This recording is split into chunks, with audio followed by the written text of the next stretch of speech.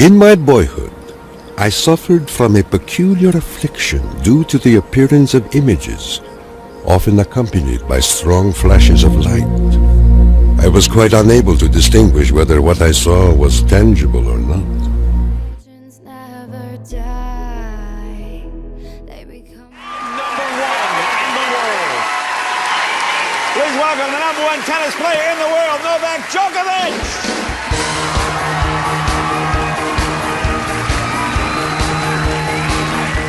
I'm okay, and actually I have a surprise for you tonight. I have a Serbian dancer, so please, Serbian dancers, come on in.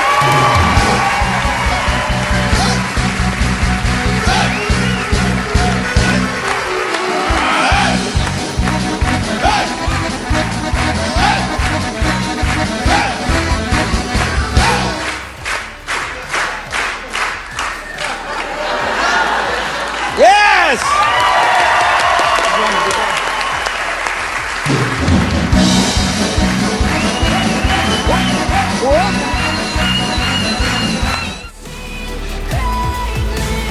legends never die. Which again begs the question, where did it all come from? See, it's so difficult to get any real handle on history because there's been so much effort undertaken to destroy history. And really, that's what we're seeing now in the Middle East. I mean, why do you think they wage all these wars in the Middle East? It's because it's the cradle of civilization. And they're just destroying history all over the Middle East. They're destroying all the ancient artifacts they can, all the ancient cities they can, all the ancient structures that they can. If you can't beat it, join it. That's, Yeah. you know. In the ancient Sanskrit book, the Rig Veda, Sabinda is a mythical foe of the god Indra. He is mentioned briefly as a being slain in battle by Indra, along with Anasani, Pipiru, and Ahisuva, after which he let loose the flood. As the mythical founder of the Serbs, certain historians theorize that Sabinda is related to and possibly the founder of the Serbian nation. Besides the identical root, the fact that the name Sabinda structurally is identical to the modern Serbian word Srbenda, which is a superlative form of Serb, expressing a Serb who was thoroughly and uncompromisingly devoted to all things Serbian. Austrian historian Walter Wurst theorized in 1934 that Sabinda was a warlord and leader of the Serbs, based on the fact that the Serbs used the term Srbenda. He hypothesized that Sabinda and Srbenda were the same word, and that they meant someone great, strong, and the first among the Serbs, in line with the meaning of Srbenda.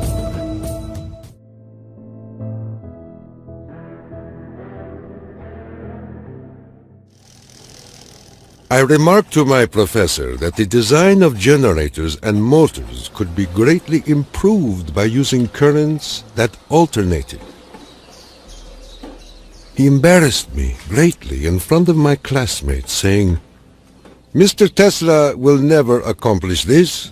It is a perpetual motion scheme." One afternoon, which is ever present in my recollection, the sun was just setting, and reminded me of Goethe's glorious passage. The glow retreats. Done is the day of toil. Upon its track to follow soaring. As I uttered these inspiring words, the idea came to me like a lightning flash. I fell to my knees and drew a diagram in the ground.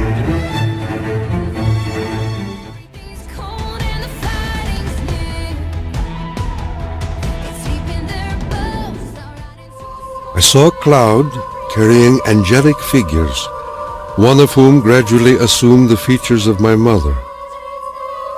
In that instant, a certitude, which no words can express, came upon me that my mother had died. And that was true.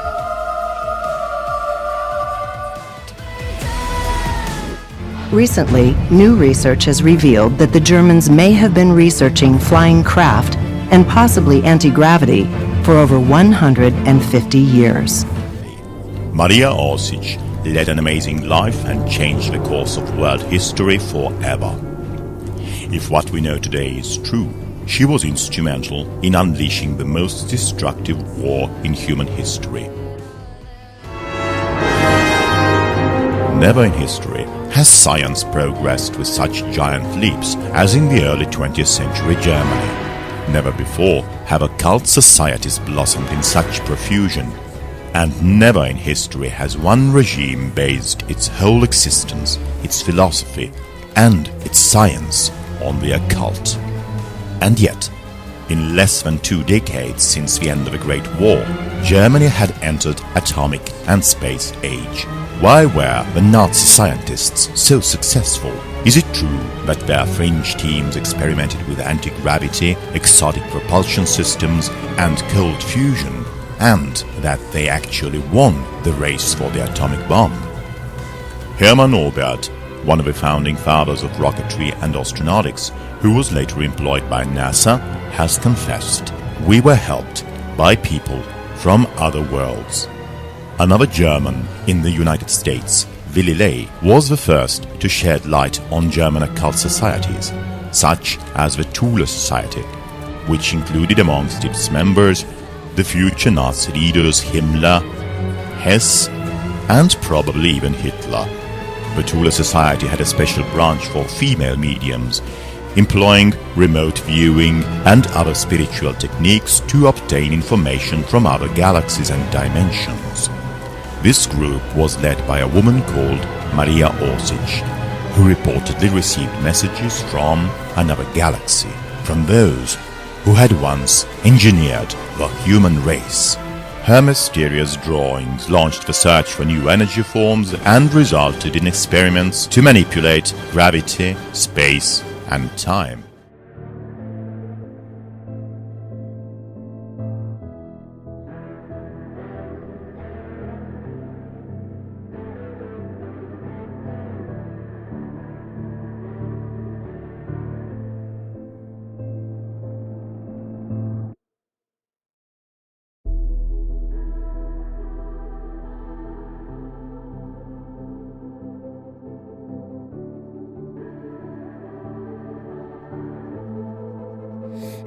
Legends never die when the world is calling you.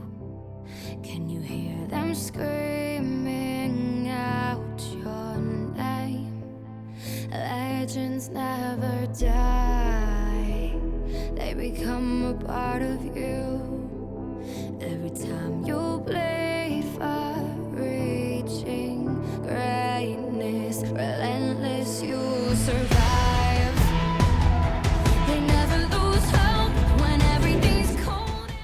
Is it possible that a civilization lives within the confines of our own Earth?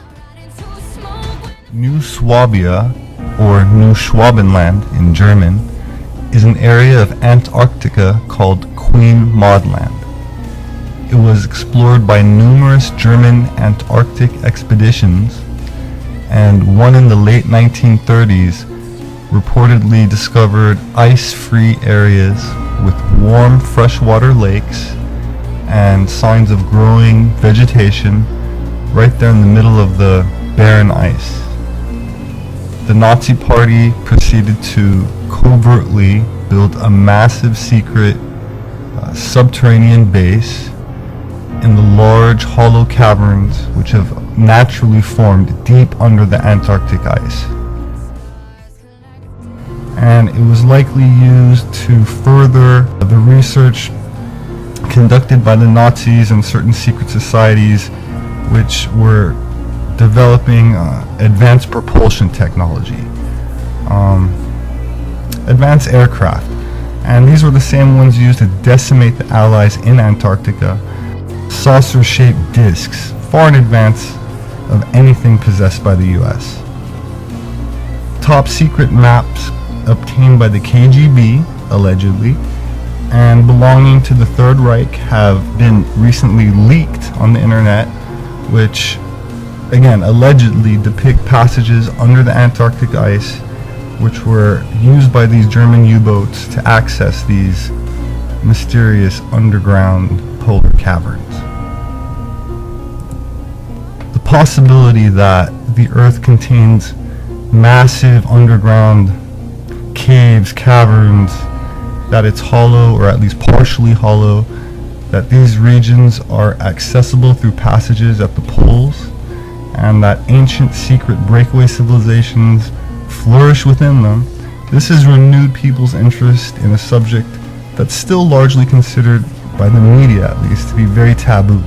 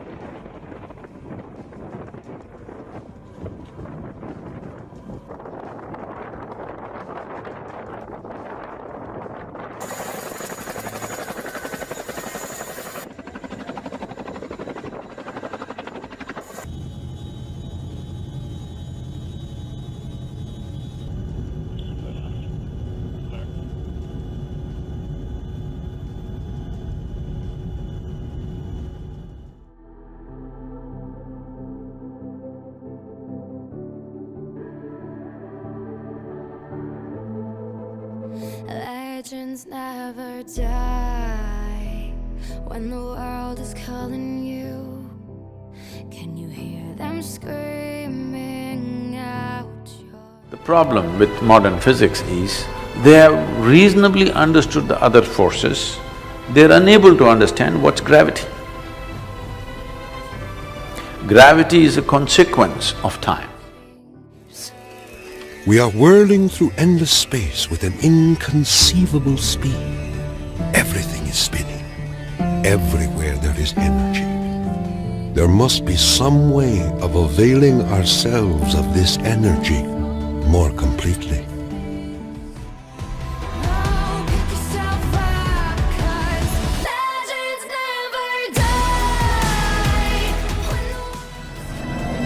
Therefore, the flow of gravity and the flow of electricity run together.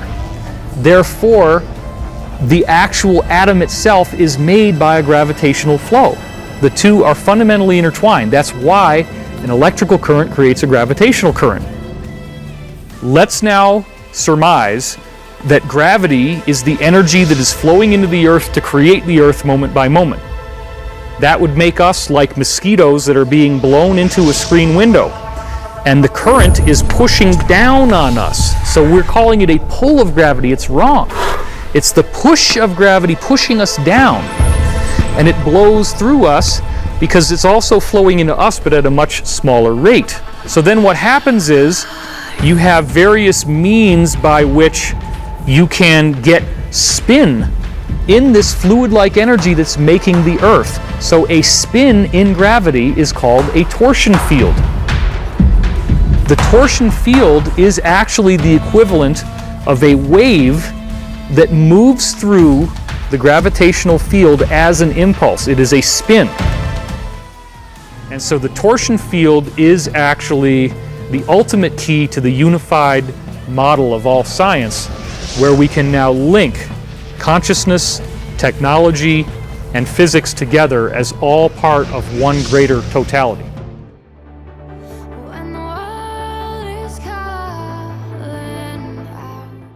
I came to the conclusion that it would be ultimately possible, with very little elevation, to transmit electrical power through the upper atmosphere.